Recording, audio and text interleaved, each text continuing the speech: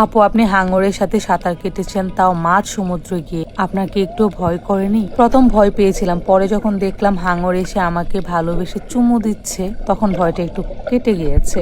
Honestly ভাই, under water ভিডিওটা করতে গিয়ে আমি যে কি পরিমাণ ভয় পেয়েছিলাম, মনে হচ্ছিল যে মানে কি করব। আর এখানে নামার পর আপনি ইচ্ছা করলে মানে উঠতে পারবেন না। লাইক হচ্ছে আপনি চলে আসছেন, এখন আপনার মনে হবে যে না, আমি এখানে আসছি, আমি মানে যাব না। মানে আমি দুটানার মধ্যেই ছিলাম, ভয় পাচ্ছিলাম, আবার দেখে মজাও লাগতেছিল, আবার ভাবতেছিলাম যে অনেকেই তো এখানে নামছে, অনেকেই ভিডিও করছে, অনেকেই হচ্ছে আন্ডার ওয়াটার যাচ্ছে, তো তাদের যেহেতু কোনো প্রবলেম হচ্ছে না, আমারও হবে না। বাট আমি কিন্তু চালাক আছি, আগে হচ্ছে সবাই নামছে এবং লাস্টের দিকে আমি হচ্ছে নামছি। দেখেন আমার পাশে একজনকে উঠিয়ে দিচ্ছি। আর এইখানে নামার জন্য একটা নিয়ম হচ্ছে আপনার হাত সবকিছুই হচ্ছে আপনাকে সামলে রাখতে হবে, মানে হাত একদম নাড়াচাড়া করা যাবে না। আমি তো ভুল করে এরকম নাড়া দিয়ে ফেলেছিলাম, কজ যদি আপনার হাতে বা কোথাও তারা টাচ করে তাহলে প্রবলেম হয়ে যাবে। তো আমাকে বারবার ওখান থেকে নিষেধ করতেছিল, আপনি কেন হাত বের করলেন, হাত কেন নাড়ালেন, হাত ঠিক এইভাবে আপনাকে ধরে রাখতে হবে। আর হাঙর গুলা দেখেন আমার সামনে দিয়ে আসা যাওয়া করছে। আর এইটা হচ্ছে লাইফের একটা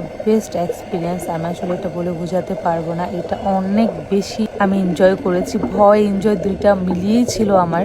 সো যারা মালদ্বীপে যাবেন, এই মানে ইয়েটা হচ্ছে আন্ডার ওয়াটার ভিডিওটা মিস করবেন না, খুবই খুবই খুবই মজা পাবেন।